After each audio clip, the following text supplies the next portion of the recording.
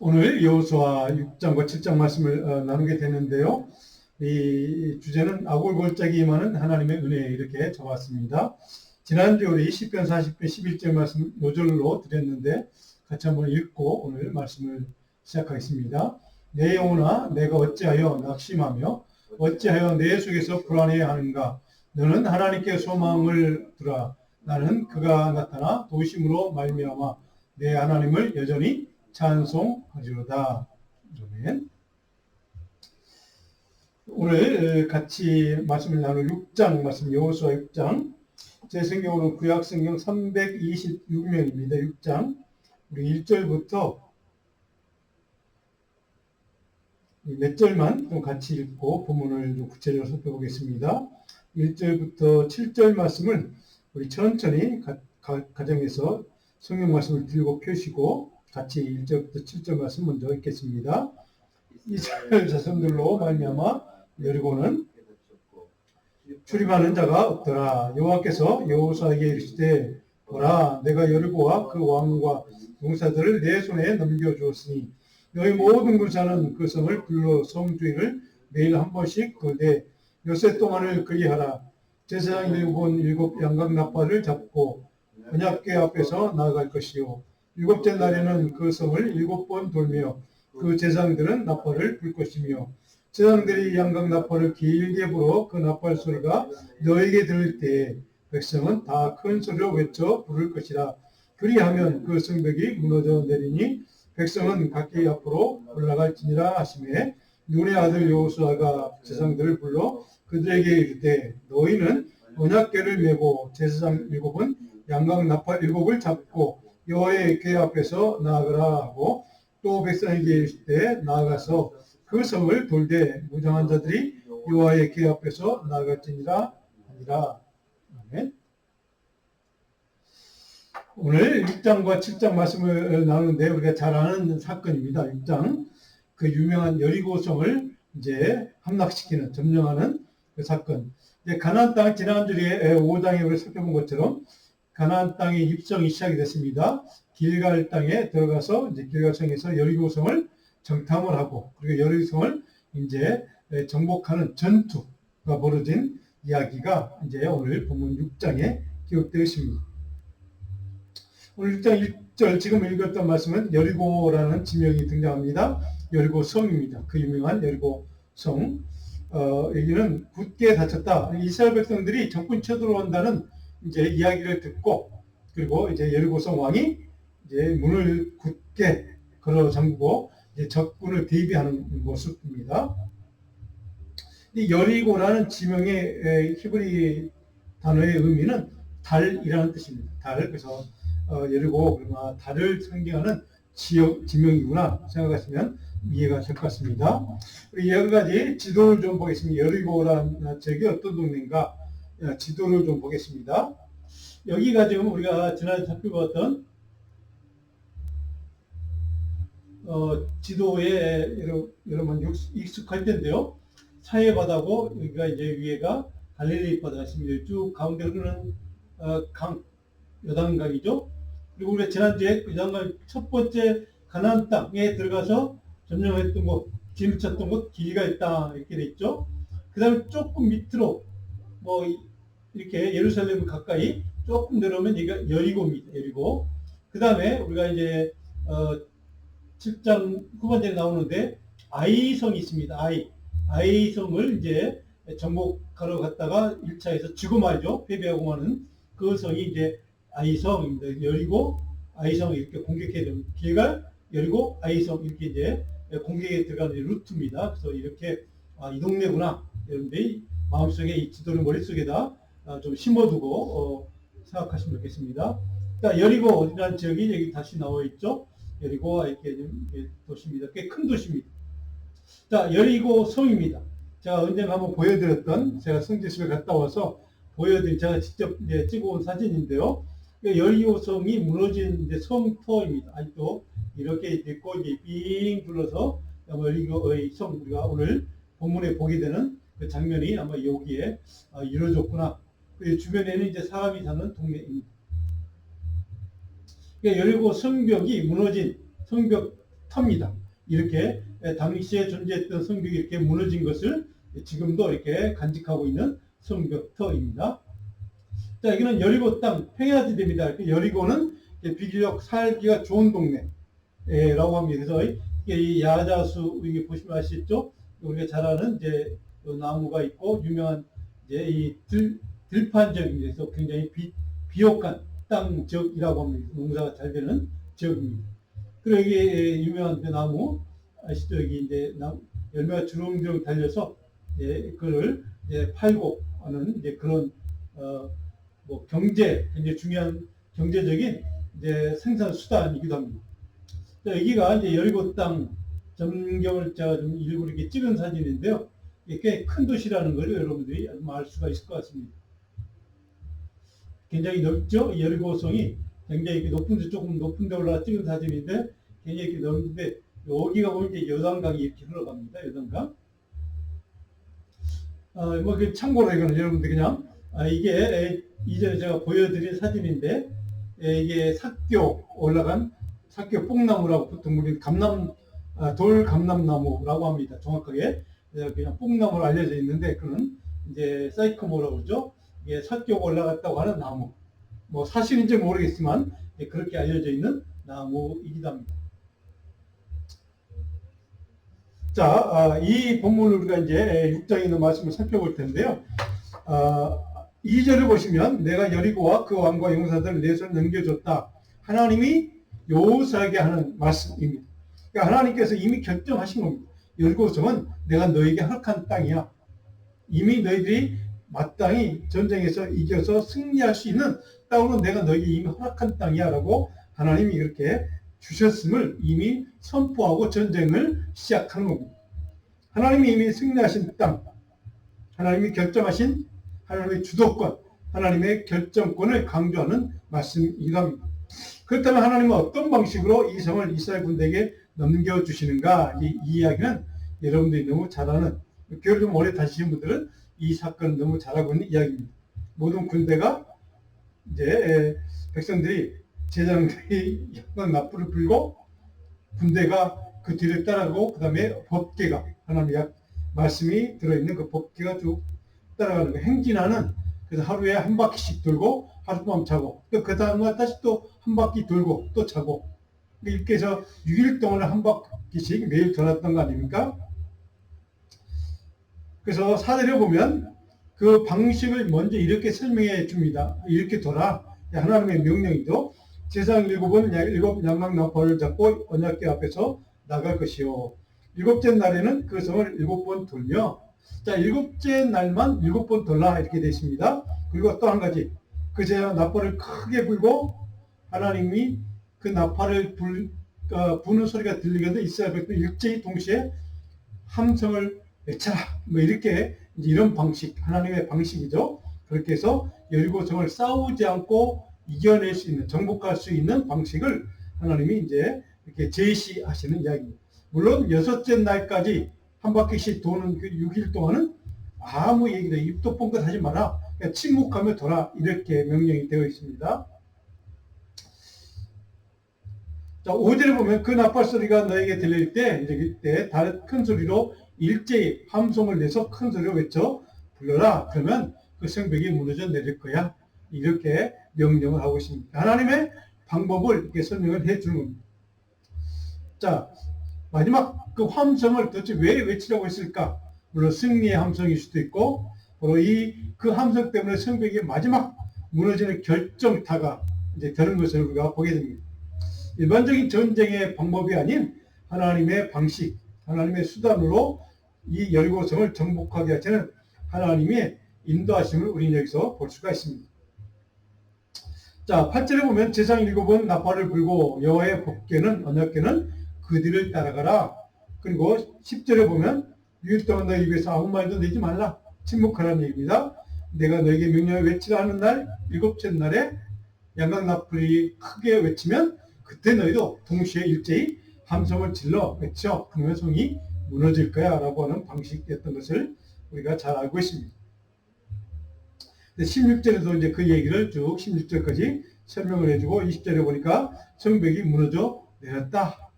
이렇게 증언을 해주고 있습니다. 25절을 보시면 우리가 이미 살펴봤던 여호수아가 기생과 그 여리고성에 그 두 명의 정탐꾼을 숨겨주었던 그 약속을 했죠. 그리고 붉은 깃발을 내리면 내가 너희 가족은 살려줄게. 그 약속을 하고 약속을 이제 지키는 이야기가 25절에 기록되어 있습니다. 그래서 기생갑과 그의 아버지의 가족과 그에게 속한 모든 것을 살렸으므로 이렇게 약속을 신실하게 지켰다는 것을 우리는 보게 됩니다. 근데 27절을 보시면 이렇게 되십니다. 여호와께서 여호수아와 함께 하시니 하나님께서 지도자 여호수아와 함께 하셨다는 것을 여기서 정확하게 분명하게 밝혀주고 있습니다. 이 모든 사건은 하나님이 여호수아를 통해서 동행해 주신과 하나님의 은혜로 하나님의 능력으로 말미암아 이루어지는 사건인 것을 그들 알고 깨닫도록 이렇게 정확하게 못을 박는 겁니다. 그것은 요아스의 능력도 아니고 너희들의 능력도 아니고 너희 군대의 힘도 아닌 것을 정확하게 말씀하고 있습니다. 무슨 뜻입니까? 지금 우리가 지난 시간에 살펴본 것처럼 길갈 땅은 그냥 들어가서 주둔을 쳤습니다. 그리고 처음 가나안 지역에 들어와서 전투를 벌이는 성이 이 여리고성입니다. 그런데 하나님 그 여리고성 이스라엘의 그 강력한 군사들로 하여금 군사 작전을 통해서 그 땅을 정복하게 하지 않습니다. 철저하게 하나님의 방법대로 전쟁하지 않고 싸우지 않고 피 흘리지 않고 하나님의 방식대로 하나님의 능력으로 이 여리고성을 강대한 그때 이 강성했던 그런 튼튼했던 요새와 같은 여리고성을 점령케 하시는 것을 보게 됩니다. 왜 그럴까요? 하나님이 목적이 있었습니다. 모든 여리고성을 시작해서 가나안 땅 모든 땅을 정복하기까지 약속의 땅을 정복하기까지 하나님이 약속하신 대로 하나님의 뜻대로 이 땅을 너희들이 차지하게 될 거라. 그러니까 이게 철저히 하나님의 계획이고 하나님의 약속이었고 하나님의 방식이라는 것을 철저하게 그들로 하여금 알게 하시기 위해서 첫 번째 성 여리고성을 이렇게 전투 없이 피 흘리지 않고 정복하도록 만들었다는 사실입니다.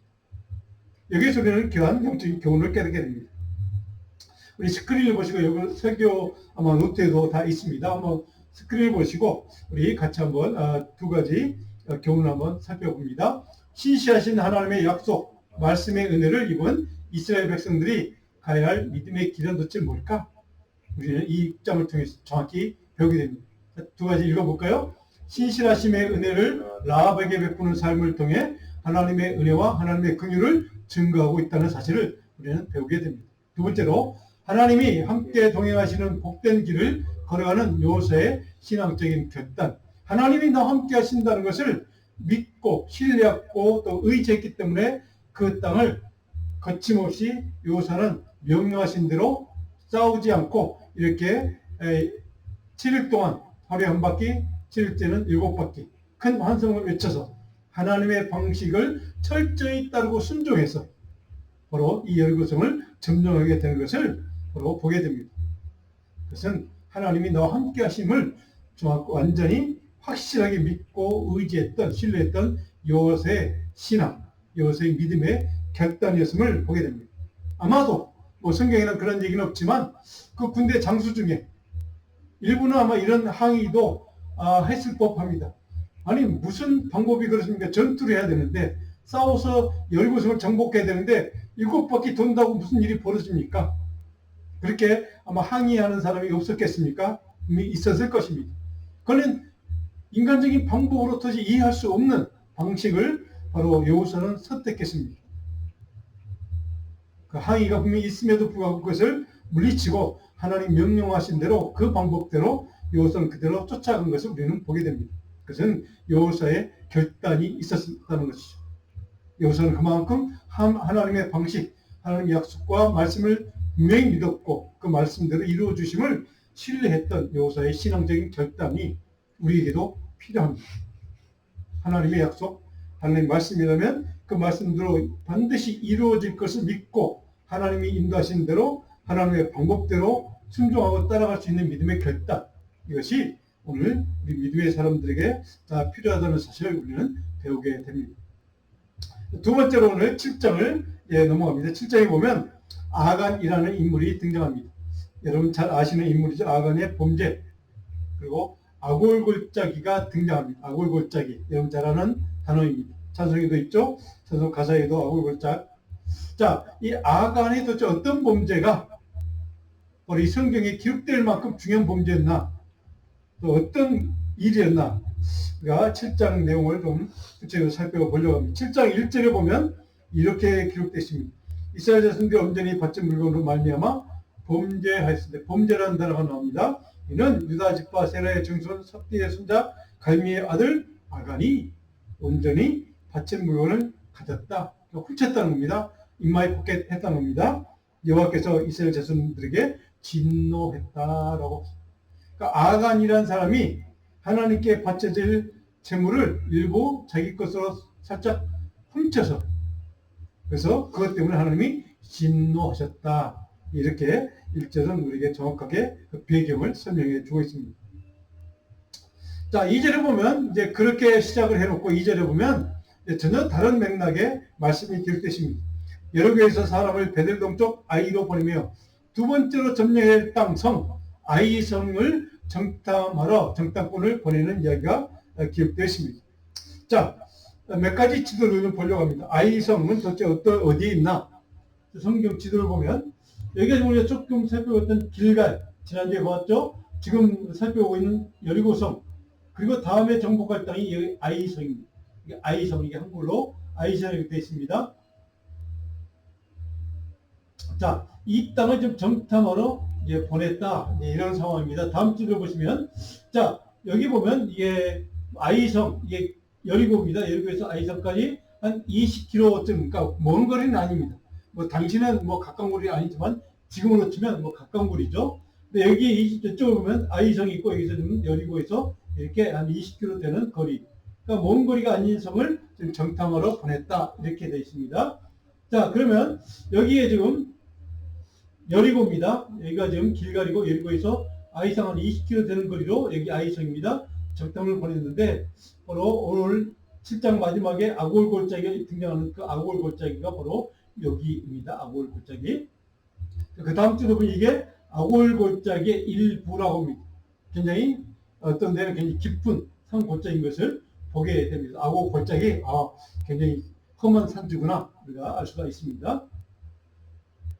자, 3절에 보시면 7장 3절에 그의 이르되 백성을 다 올라가게 하지 말고 2~3천 명 올라가서, 잘 아는 사건이죠. 정탐을 하고 왔습니다. 근데 보니까 뭐 아이성 뭐 군대도 강한 것 같지 않고 뭐 경비도 심하지 않고 그냥 뭐 군대에 뭐 다 갈 필요 없이 뭐 2~3천 명 가서 대충 하고 오면 뭐 충분히 점령할 수 있습니다, 라고 보고를 했다는 이야기가 3절에 기록되어 있습니다. 그들은 소수이니 모든 백성을 그리로 보내어 수고를 깨지 마소서. 굳이 많은 군대가 가서 수고를 하지 않아도 조금만 가도, 소수만 가도 충분히 점령할 수 있는 땅이라고 이렇게 정탐꾼이 잘못된 보고를 합니다. 물론 인간적인 전략상, 전술상, 인간적인 상식상 이게 맞는 보고일 수도 있습니다. 실제로 군사도 별로 없고 강한 군대도 아니고 그냥 보통 뭐 몇천 명 가서 싸우면 충분히 이길 수 있는 그런 숫자라고 판단했던 것은, 그래서 인간적으로 보면 잘못된 판단은 아니었을 것입니다. 충분히 그럴 수 있는 상황이었을 것입니다. 그런데 이런 보고를 했는 것이 문제가 됩니다. 자, 땅굴에 보고는 군사 전술 방법상 적게 합리적인 상식적인 그런 판단일 수가 있다는 것을 우리가 전제하고, 자, 그렇다면 뭐가 문제이길래 우리가 잘 아는 것처럼 아이성 1차 정복 전쟁에 실패하고 말았을까, 패배했을까, 이것을 우리가 살펴보려고 하는 겁니다. 자, 그런데 하나님 보시기에 이 판단은 이제 무엇인가 문제가 있었다는 것을 우리는 그 다음 구절을 통해서 깨닫게 됩니다. 4절에 보니까 백성 중 3천 명쯤 그리 올라갔다가 아이 사람 앞에서 도망했다, 전쟁에서 패했다는 얘기입니다. 5절에 아이 사람이 그들을 36명쯤 쳐 죽였다. 그러니까 이스라엘 백성들 오히려 36명이나 되는 사람이 목숨을 잃었다 하는 겁니다. 백성의 마음이 녹아 물같이 되었다. 그것을 전투에서 패보고 난 다음에 이스라엘 백성 군대가 백성이 마음이 녹아서 두려워져서 물같이 되었다. 이제 이렇게 표현을 하고 있습니다. 제 문제가 무엇이었을까? 정탐꾼의 보고는 분명히 3천, 2, 3천 명 가도 충분히 이길 수 있는 그런 성이라고 보고를 받았는데, 실제로 그렇게 했는데, 이제 오히려 패배한 우리의 문제가 왜 패배했는가? 그 원인이 무엇인가를 그들은 이해하지를 못했던 겁니다.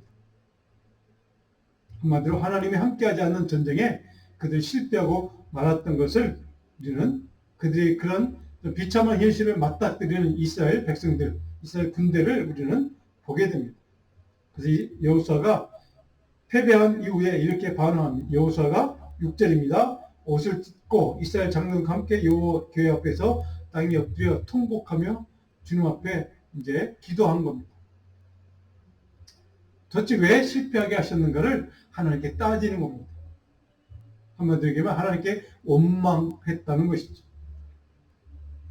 이때까지도 여호수아는 또 그 백성의 지도자들은 그 모든 백성들 자체가 다 아직 이런 실패의 원인, 그들이 이렇게 처참하게 실패하고 절망해야 될 그 원인이 무엇인지를 깨닫지 못했습니다. 그 원인이 그들 안에 있음을 그들은 깨닫지 못했다는 것이죠. 결국 하나님의 약속의 말씀과 하나님의 신실하심에 대한 의심을 하기 시작했고, 불평하고 원망하고 또 하나님께 대해서 항의하기 시작했던 것을 보게 됩니다. 11절에 보다 못한 하나님이 이렇게 그들에게 직접 말씀합니다. 그걸 깨우치게 하시는 거죠. 11절에 이스라엘의 범죄여 내가 그들에게 명령한 나의 언약을 어겼다. 그건 너희의 죄 때문이야. 너희의 불순종 때문이야 라고 하나님 정확하게 지적을 해줍니다. 자, 그들은 도대체 무엇이 문제인지, 무엇이 우리의 불순종인지를 알지 못했다는 사실을 우리는 여기서 보게 됩니다. 하나님이 그것을 직접 말씀하시기 전까지는 깨닫지를 못하는 겁니다. 그래서 하나님이 11절에 이렇게 구체적으로 설명해 줍니다. 그들의 불순종의 내용이 무엇인가를 이렇게 설명합니다. 또한 그들이 온전히 바친 물건을 가져가고 도둑질하여 훔쳤다는 것이죠. 속이고 아간이 신실하지 못한 불순종의 모습, 죄의 모습을 이렇게 하나님께 직접 지적을 해주고 있다는 사실을 보게 됩니다. 그래서 12절에 하나님이 그러므로 그 온전히 바친 물건을 너희 중에서 멸하지 아니하며 훔친 물건을 깨끗이 제하지 아니하면 내가 다시는 너희와 함께 있지 아니할 거야. 별볼일 없는 것처럼 보였던 아이성 2, 3천이면 충분히 승리할 수 있다고 장담했던 정탐꾼의 보고를 믿고 그대로 실행했던 여호수아와 백성들의 지도자들. 그래서 철저히 1차 시도에서 실패하고 패배하고 그 원인이 무엇인가를 깨닫지 못했습니다. 하나님 직접 말씀해 줍니다. 내가 너희와 함께하지 않았기 때문에 아이성 1차 시도에서 너희들 실패하고 만 거야. 내가 동의하지 않으면 너희들은 철저하게 패배할 수밖에 없는 존재들이야. 그 성 하나 어찌할 수 없는 그런 무능력한 존재가 너희야. 라고 하나님이 정확하게 그들의 현실을 깨닫게 해주는 말씀이기도 합니다. 하나님이 함께 있지 아니하면 그들은 그때서야 그들의 문제가 무엇이었는지를 깨닫게 됩니다. 도대체 하나님이 함께하신 이유가 뭘까?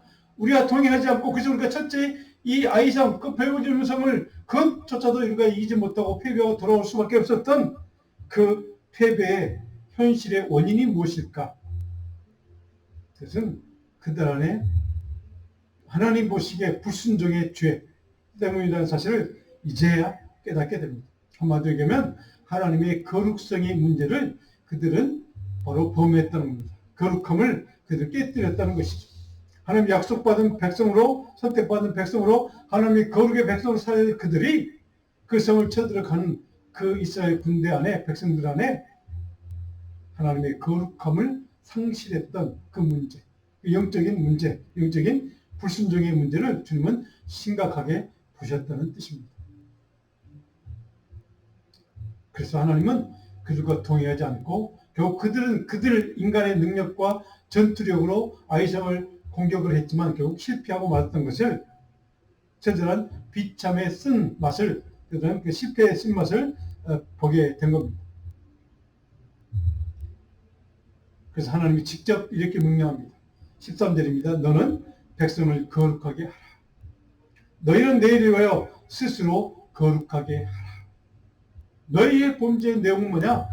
그 죄 때문에, 훔친 죄 때문에, 아간이라는 한 사람의 죄 때문에 너희 신앙의 공동체, 하나님의 백성의 공동체로서 거룩성을 너희들은 상실하고 말한다. 그래서 내가 너희와 함께하지 않았기 때문에 아이성 1차 시도에 너희는 실패하고 말았다. 하나님의 백성들이 우리가 하는 일이 어떤 일이든 상관없이 무슨 일을 하든 오직 하나님의 뜻에 철저히 순종하는 삶이 거룩한 하나님의 백성으로 영적인 순결성과 거룩성을 지키는 삶이 왜 중요한 것을 우리 이 사건을 통해 배우게 됩니다. 하나님은 그들 가운데 불순종의 죄의 문제를 해결하고 난 다음에 거룩성을 회복한 이후에야 내가 너희와 함께 동행할 것을 그 동행의 능력으로 말미암아 그 성을 이길 수 있다는 사실을 너희들이 어떤 일을 하든 승리할 수 있다는 사실을 그들 하여금 철저하게 깨닫게 하시는 사건이 바로 이 아이성 1차 전투에서 실패하게 된 사건의 교훈입니다. 그래서 이 문제를 하나님은 어떻게 처리하시는가? 하나님의 기준과 방법 무엇인가? 14절로 26절까지 쭉 설명되어 있습니다. 15절에 보니까 이렇게 말씀합니다. 온전히 바친 물건을 가진 자로 뽑힌 자를 불살라라. 그 독재한 자를 불살라는, 독재한 물건도 다 불살라라는 겁니다. 그래야 거룩성을 회복할 수 있다는 겁니다. 그 모든 죄, 불순종의 죄를 깨끗하게 단절해야 거룩성의 은혜를 다시 회복할 수 있고 하나님이 함께 하시는 은혜를 입을 수 있고 하나님의 동의의 복을 너희가 누릴 수 있다는 사실을 이렇게 설명하고 있습니다. 그런데 하나님은 그 아간이라는 사람의 그 죄를 이렇게 평가합니다. 15절에 이는 여호와의 언약을 어기고 이스라엘 가운데 망령된 일을 행하였다라고 씁니다. 그는 이 물건 지금 조금 이거 그냥 얼마 되지 않는 것 조금 훔쳐서 몰래 그냥 나에게 좀 유익이 되는 뭐 그런 일을 하려고 뭐 그냥 별거 아닌 것처럼 생각했을 수도 있을 것입니다. 뭐 그런 생각한 그런 판단하는 사람들도 분명히 그 가운데는 있었을 것입니다. 그런데 하나님은 그 작은 사소한 그 불순종을 여호와의 언약을 어겼고 그래서 그것은 망령된 일을 행했다라고까지 심각하게 평가하고 있다는 사실을 우리는 보게 됩니다. 그래서 철저하게 그 사람도 그 훔친 물건까지도 철저하게 불태워서 단절하라, 없애버리라 이렇게 명령하고 있다는 사실입니다. 그 작은 사소한 거 하나가 공동체, 신앙 공동체 그 모든 사람들의 영성과 신앙의 삶을 다 거룩함을 상실하도록 만들었다는 겁니다. 작은 것 하나 신앙 공동체의 거룩성을 깨뜨렸다고 하나님은 그렇게 보셨다는 사실입니다. 그래서 이렇게 그것을 그 사람을 그 물건들을 다 불태우도록 명령하시는 겁니다. 결국 아간이 자백합니다. 20절에 나는 이스라엘 하나님 여호와께 범죄하여 이러이러하게 행하였다. 자기의 범죄 사실 행실에 대해서 고백을 합니다. 21절에 보니까 내가 노력한 물건 중에 금덩이 하나를 보고 탐내어 가졌다. 금덩이 하나라고 되어 있습니다. 사소한 거 이것쯤이야 훔쳐서 하나님이 뭐라고 하실까? 누가 볼까? 이렇게 생각했다는 것이죠. 그래서 내가 그것을 보니까 탐이 나서 그래서 내가 살짝 훔쳤습니다. 라고 하는 것을 이제 그는 고백하고 있다는 것을 봅니다. 그런데 그런 소소하게 보이는 그 행동 하나를 하나님은 철저하게 응징하도록 철저하게 단절하도록 요구하는 것을 봅니다. 그래서 여호수아 24절에 보면 그를 데리고 어디로 갑니까? 아골 골짜기로. 아골 골짜기. 자, 그 사소한 불순종 행동 하나 때문에 아골 골짜기에서 불태움을 당하고 그 훔친 물건도 다 불태우고 철저하게 이스라엘 백성들 신앙의 공동체 영성을 지키기 위해서 순결성을 회복하기 위해서 그렇게 하도록 하나님 명령을 받았고 그렇게 행하는 요새의 모습을 보게 됩니다. 25절에 온 이스라엘이 그를 돌로 치고 물건들도 돌로 치고 불사르고 26절에 여호와께서 그의 맹렬한 진노를 그치시니 오늘날까지 그곳 이름을 아골 골짜기라. 아골 골짜기. 자, 제가 여러분 설교 노트에도 있습니다. 아골 골짜기 도대체 왜 아골 골짜기가 어떤 땅이냐, 어떤 의미가 있길래 아골 골짜기에서 그런 일을 하나님이 행하라고 명령하셨습니까? 이게 아골 골짜기를 여러분, 이 아골이라는 단어의 의미가 무엇인가? 문제를 일으킨다는 뜻입니다. 그리고 방해한다, 회방을 넣는다는 뜻입니다.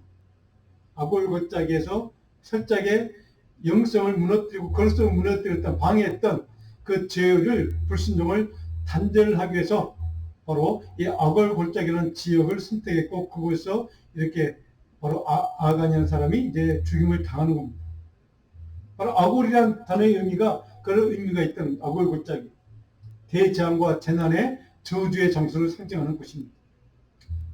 그런 장소가 아골 골짜기였습니다.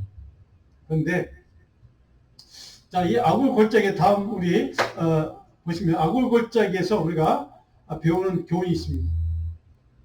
한번 읽어볼까요? 하나님 명령, 하나님 말씀에 대한 아간의 불순종으로 인해 이스라엘 신앙 공동체가 경험하는 고통의 장소였습니다. 자, 그래서 그 결과 1차 아이성 정복 전투 때 패배하고 맙니다. 그리고 이스라엘 공동체 주시는 바로 그들은 수치를 경험했고 절망을 경험했고 고통을 경험했던 사건이 바로 이 사건입니다. 불순종의 죄로 인해서 그런 사건이 벌어졌던, 불순종과 죄를, 저주를 상징하는 장소가 아골 골짜기였다는 사실입니다. 그런 골짜기, 아골 골짜기. 자, 그런 골짜기에도 예수 그리스도의 십자가 은혜가 임하면, 예수 그리스도의 생명의 능력, 복음의 말씀의 능력이 임하면 우리의 그 아골 골짜기 같은 인생도 하나님의 축복과 은혜와 권능과 생명의 능력이 살아 움직이는 그런 복의 골짜기로 바뀔 수 있다는 사실을 우리는 믿음을 통해서, 성경을 통해서, 십자가 사건을 통해서는 배우게 됩니다. 이스라엘 백성들에게는 그런 수치의 장소가 아골 골짜기였다면 우리 인생에도 아골 골짜기와 같은 수치스러운 순간들, 그런 일들이 많이 있습니다. 그런 일들을 경험하고 살아갑니다. 그런 저와 여러분들에게 하나님의 은혜로 말미암아 우리 인생의 아골 골짜기가 축복과 은혜와 생명의 능력이 살아 역사하는 복된 골짜기, 인생의 축복의 골짜기로 바뀔 수 있는 이 은혜를 우리는 날마다 사모하고 사는 것이 크리스천의 삶입니다. 그런 삶을 살기 위해서 오늘 바로 이 사건은 우리에게 한 가지 교훈, 하나님의 백성으로 영적인 정결성, 하나님의 백성다운 신앙의 순결성을 끝까지 지키는 삶이 우리에게 필요하다는 사실, 이 성경을 통해 우리는 깨닫게 됩니다. 자, 우리가 이 말씀을 기억하시고 오늘 우리 말씀 전체를 정리하면서 적용 교훈할 수 있는 말씀을 우리 같이 한번 두 가지 살펴볼까요? 아간의 불순종, 죄의 결과로 이스라엘 군대가 철저히 패배했음을 우리는 먼저 기억해야 됩니다. 그 다음에 하나님의 백성들의 깊이 감춰진 죄의 현실, 실상을 꾸짖고 깨닫고 돌이키도록 돕기 위한 하나님의 뜻이 반영된 사건이기도 합니다. 이스라엘 백성들이 보여주신 겁니다. 이 한 가지 사건을 통해 이스라엘 백성들은 철저하게 깨달을 것입니다. 아, 우리 안에 작은 사소한 불순종이라도 하나님 것을 크게 보시는구나. 우리 거룩한 하나님 백성다운 믿음의 영적인 순결성을 우리는 망각해서는 안 되겠구나. 그래서 깨닫게 하는 겁니다. 같이 한번 또 읽어볼까요? 이곳은 예수 그리스도의 십자가에 세워진 골고다 언덕과 연결이 됩니다. 저 불순종으로 인한 절망과 숫자, 고통의 장소가 하나님이 주시는 소망과 회복과 축복의 장소로 변화되는 역사가 일어난 그 땅, 그곳, 골고다 언덕. 바로 그 은혜가 오늘 우리에게 충만하게 여러분이 임하기를 간절히 소원합니다. 다음은 고통과 난공과 장애물로 가득한 문제적 장소를 바꿔서 생명과 축복과 구원과 은혜의 장소로 변화시키는 하나님의 능력과 은혜가 임재하심을 상징하는 장소, 바로 그 은혜를 입기를 간절히 소원합니다. 오늘 묵상 유저 데살로니가전서 2장 13절을 같이 한번 읽고 설교할 때 다 있습니다. 이러므로 우리가 하나님께 끊임없이 감사함은 너희가 우리에게 들은 바 하나님의 말씀을 받을 때 사람의 말로 받지 아니하고 하나님의 말씀으로 받음이니 진실로 그러하도다.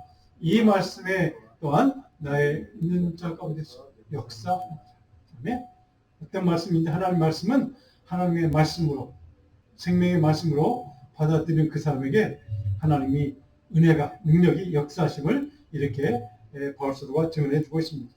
오늘 여러분들이 집에서 한번 가정에서 말씀을 공부하시면서 오늘 이 묵상 주제로 한번 여러분들이 깊이 묵상해 보기를 바랍니다. 여러분 인생의 죽음과 저주와 절망과 실패, 야곱의 골짜기, 아굴의 골짜기, 그러한 죽음의 골짜기, 그런 것이 축복과 생명과 은혜의 골짜기로 바꾸기 위해서 여러분의 신앙생활은, 여러분의 삶은 어떤 태도와 가치로 살아가야 하는가를 한번 깊이 묵상해 보시기를 바랍니다. 기도하겠습니다.